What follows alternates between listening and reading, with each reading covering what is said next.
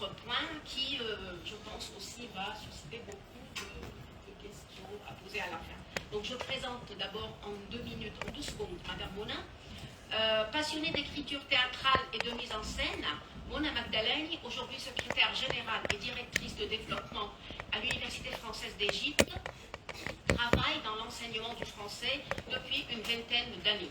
Titulaire d'une licence S-Lettres de français de la faculté des lettres de l'Université d'Alexandrie, donc une amie et une collègue, et d'un master en sciences de l'éducation, option coordination disciplinaire et conseil pédagogique de l'Université Saint-Joseph à Beyrouth, elle a fondé en 2002, au sein du Collège de la Mère de Dieu, la troupe de théâtre Recto Verso, devenue indépendante et ouverte à tous les établissements bilingues en 2019.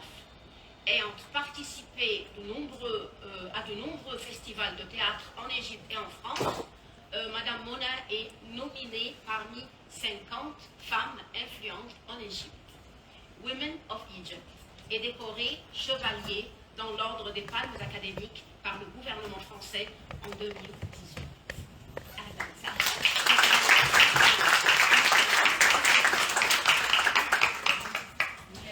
Merci. D'abord, je remercie Dr Maya Sam pour toute l'organisation, l'invitation, la patience, le suivi. Je remercie, son titre, ma chère amie Rania Ezelara pour l'introduction. Et j'aimerais vous dire tout à fait au début que j'ai eu plein d'émotions en traversant l'entrée du campus, en traversant cette ruelle entre commerce et lettres, les escaliers, l'ascenseur, le corridor, c'est la tête pleine d'images, de souvenirs. Vous avez de la chance, donc profitez-en. Je vais suivre la présentation donc, avec mon ancien élève.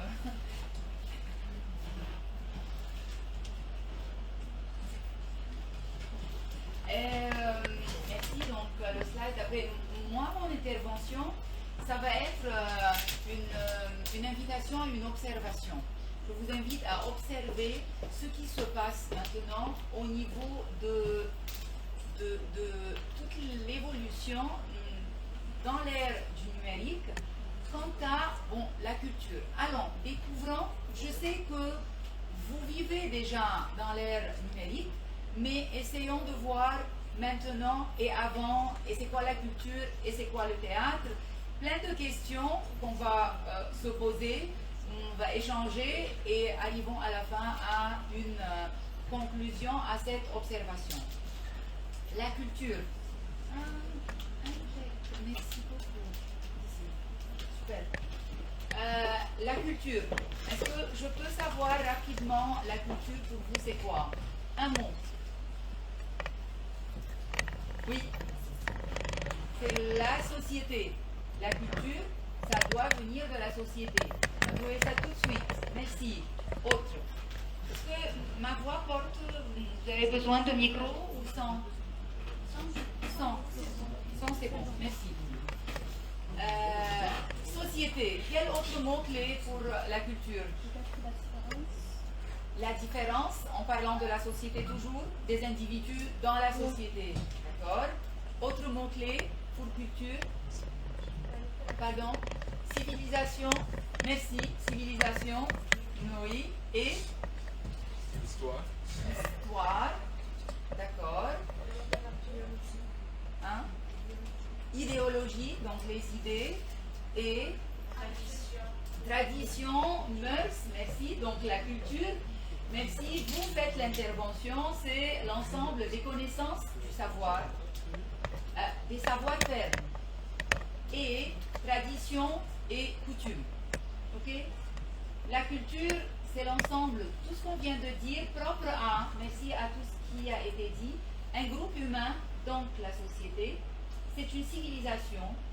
Et pour donner un exemple, on parle de culture orientale, on parle de culture occidentale. elle est propre à une époque donnée. Donc là, on parle de groupe de la société, mais on parle aussi de l'histoire de quelle année, quelle époque. Une époque donnée, exemple, on parle de culture du Moyen-Âge ou culture des années 70 ou culture d'une année spécifique. La culture, c'est aussi, elle englobe donc, pour détailler tout ce qu'on vient de dire, toutes les techniques qu'on utilise dans une époque donnée, dans une société donnée. Les mœurs, coutumes, traditions, la morale, qu'est-ce qu'on apprend? Madame Maha vient de nous dire la morale de son expérience dans les médias et c'est propre à notre culture. Le mode de vie, comment on vit? En fait, le mode de vie également que Madame Maha vient de citer, maintenant vous êtes journaliste, ça c'est un mode de vie qui n'existait pas auparavant. On n'était pas, nous, journalistes, d'une manière très restreinte quand on était à votre âge. Donc c'est un mode de vie qui est tout à fait différent. Le système de valeurs, c'est quoi nos valeurs maintenant? Nos valeurs, par exemple, je dirais actuellement l'intimidation de notre temps. On ne savait même pas c'est quoi le mot. Donc la valeur, peut-être elle était là, mais on ne l'exprimait pas. Elle n'était pas nommée, intitulée. Les croyances, à quoi on croit, et ça fait partie de la culture. Bien sûr, on dit culture musulmane, on dit culture chrétienne, on dit culture de religion céleste ou pas, tout ça, ça fait partie des cultures. Les rites religieux également. Habillement, c'est de la culture. Quelle couleur? Quel outfit? C'est un mot qui n'existait pas dans notre culture, mais bravo, vous exprimez beaucoup plus facilement que nous. Habillement et l'organisation des communautés. Comment la famille elle est organisée, comment la communauté des voisins elle est organisée, comment la communauté des collègues, et ainsi de suite. Bon, la culture, elle se manifeste par 3 grandes formes. Pouvez-vous me dire c'est quoi les grandes formes de la culture, d'après tout ce qu'on vient de dire? 3 grandes formes. Première forme, elle doit être très claire. Bon, c'est deuxième, langage, merci. Ok, encore. Connaissance, c'est la culture. Mais sous quelle forme cette connaissance se traduit? Apparence, mœurs, idées, civilisation, les arts, merci. Donc l'art, le langage, et après la forme de tout ce qui est technique. D'accord? Bien. Se cultiver aujourd'hui comment? Comment vous vous cultivez maintenant? Comment vous allez vers le savoir? Comment vous appelez votre savoir? À partir des réseaux sociaux. On clique. C'est très simple. Voilà, on clique. Et listons les verbes. Il y a cliquer. Quoi d'autre? Surfer. Merci. Quoi d'autre? Naviguer. Voyager. Partager. Googler. Voilà. Et ça vient. Bon, cliquer, on l'a dit. À YouTube, c'est nouveau, mais ok, d'accord. J'ajoute. Copier et coller. Et vous allez retrouver copier et coller. Oui, pas plagiat. Mais copier et coller maintenant tout de suite dans la diapo qui va venir. Et il y a aussi supprimer. Ah, d'accord. Il y a supprimé, oui. Merci. Scroller, ça devient aussi très nouveau. Tac, tac, tac, tac. Mettre en ligne et plein d'autres mots. Voilà une liste de verbes. Nous, de notre temps, qu'est-ce qu'on faisait? Comment lire. Donc, vos clics étaient des encyclopédies, étaient des livres. Même les dictionnaires sont en ligne. Et même les dictionnaires. Becherel, c'est en ligne. Pour moi, Becherel, c'est le livre rouge.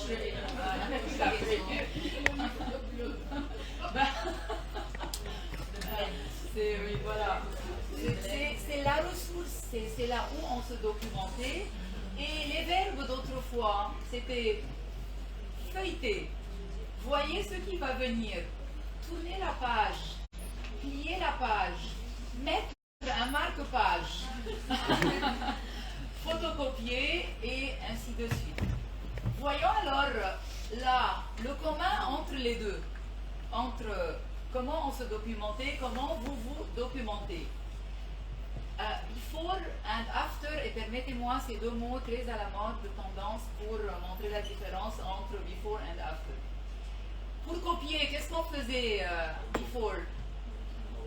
Un stylo. Qu'est-ce qu'on fait maintenant? Pour souligner, à quoi on avait recours avant? Voilà, stylo et règle. Maintenant, underline. Pour surligner, on avait besoin d'un marqueur d'un fluorescent. Maintenant, voilà. Pour consulter un document, un livre ouvert, maintenant, c'est un lien et on clique. Pour fermer, je ne sais pas le mot, bon, pour consulter, pour finir, pour fermer, c'est un livre fermé. Et de l'autre côté, c'est le X et en flou. Voilà le commun entre les deux. Mais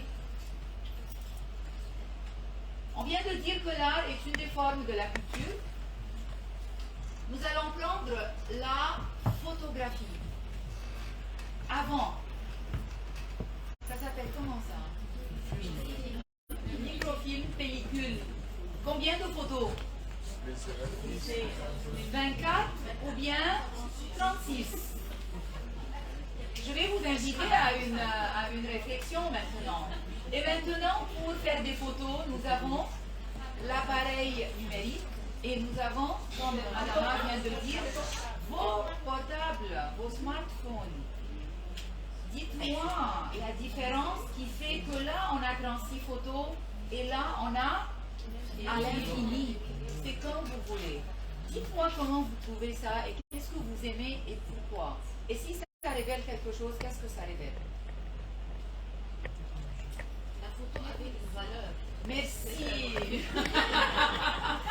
La valeur, c'était le mot que je cherchais parce que même si c'était une photo à l'improviste, je peux ne pas demander aux personnes de se préparer, de s'apprêter, de soulier, mais je m'ajustais pour que la photo soit bien prise, pour que ce ne soit pas flou, pour que je ne perde pas des photos au long de mes 36 photos qui, une fois perdues, c'était pas prévu d'avoir plusieurs pellicules dans sa poche, c'était une. Et le défi était, la pellicule était de 36 photos, en les développant, il fallait trouver 38 et 40 parce qu'on a à peine rattaché le microfilm du début et on a pris des photos, on avait des photos jusqu'à la fin. Donc la valeur. Maintenant, sans réflexion,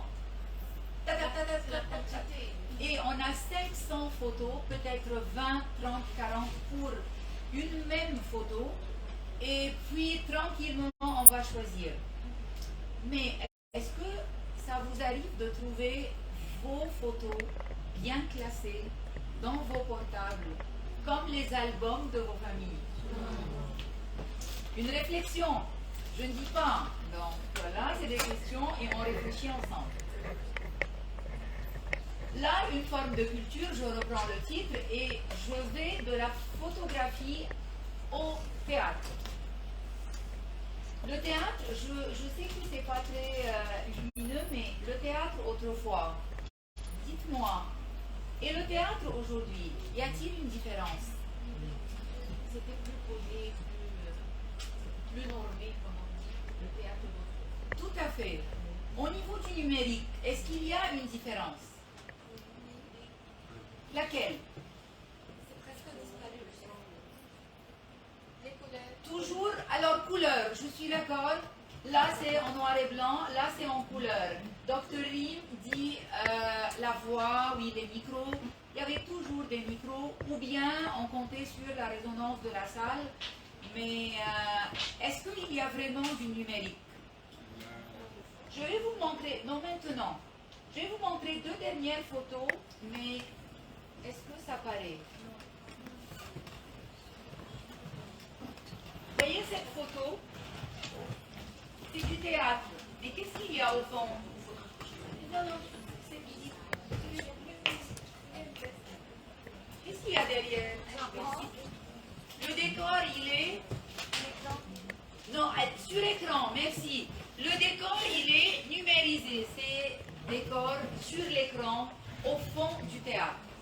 Je vous laisse réfléchir là et dites-moi, au niveau du théâtre, est-ce que l'ère du numérique a fait un grand ou petit changement? Docteur Rini nous dit petit. Vous êtes d'accord? Vous dites grand, vous dites petit. Par rapport à tout ce qu'on vient de dire, stylo, copie, livre, lien, photo, 36, c'est à l'infini. Pour le théâtre. Je pense que le numérique avait une grande influence sur le théâtre.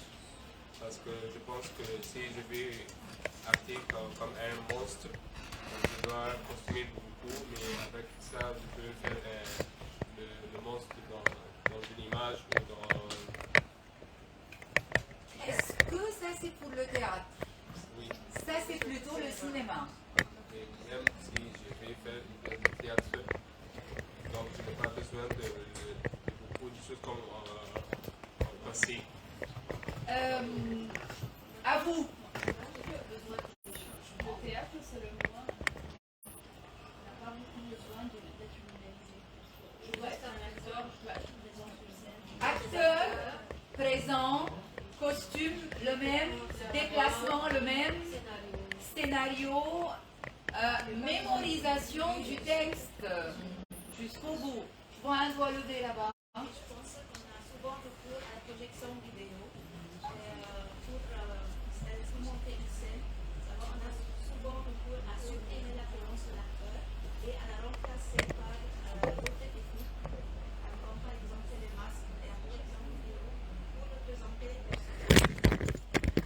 Il se débarrasser totalement de l'acteur. Et à la fin, il y a projection au début, il y a peut-être le masque à un moment donné. Mais est-ce que le numérique a pu ôter au théâtre la voix, la présence? Est-ce que ça a pu arrêter le contact humain entre les comédiens et le public? Donc, pardon, en chair et en os, mémorisation dans la tête, costume porté, déplacement fait, lien entre les scènes sur place, sur le moment. Et d'où vient cette réussite de s'échapper au numérique du théâtre? Parce qu'il y a le contact, un mot qui manque à contact, humain. Donc voilà, cette grande différence ne se manifeste-t-elle pas autant au théâtre parce que, donc, numérique pour tout ce qu'on a dit, numérique c'est bon, numérique, un doigt levé. Je suis contre parce que parfois on a laissé tomber l'être humain dans le théâtre. C'est-à-dire, on a remplacé l'être humain par la technique de la projection vidéo. Comment? Par exemple, le metteur en scène de Limardo a mis en scène une œuvre de Magdalene tout en se débarrassant de l'acteur parce qu'il a projeté l'image, c'est-à-dire filmer les visages des acteurs en train de parler, ça va bien de dire le dialogue. Et ensuite, ils ont projeté ces vidéos sur des masques présents sur scène. Et de cette façon-là, l'acteur ne se trouve pas sur scène. Tout comme on a fait revivre Kalsoum en Arabie, mais sur la ligne du temps et de l'expérience et de la totalité de l'expérience. Ça fait cette proportion égale quelle séquence? Est-ce que c'est majoritaire ou c'est minoritaire? Est-ce que ça devient le tout ou ça reste une expérience vraiment très individuelle? Oui, c'est individuel, c'est quand même ça. On arrive, voilà, mais bien sûr, rien ne va arrêter le numérique, mais rien, avec tous les robots qui remplacent les hommes maintenant. Je veux dire, on ne va pas arrêter, mais au niveau des arts, au niveau de tout ce qui concerne la culture, le théâtre, je ne sais pas si vous êtes d'accord ou pas, que ça reste l'angle, la dimension la plus conservatrice par rapport à l'apport principal du théâtre et pas l'invasion, je me permets le mot, du numérique. J'attends la réponse de mon interlocuteur. C'est grave, et quand même, je pense que ça va arriver, qu'on va se débarrasser tout Et j'espère que pas. J'espère que pas. Parce que, enfin, pour moi, si j'ai quelque chose à dire, numérique, oui, profitons-en. Mais humain. Et c'est le point qui va rester. Et je rebondis sur, merci Ma, le journal version papier. Touchez le papier, touchez le livre. Ayez sentir, tout à fait. Ça raconte des histoires. Je crois que nous avons toujours l'odeur des papiers imprimés dans nos examens. Ça reste et c'est la sensation olfactive qui fait réveiller des souvenirs. Touchez vos objets, ordonnez vos photos. Voilà le numérique. Voilà le numérique qui proteste. Et donc, rappelez-vous de numérique mais humain. Je vous remercie.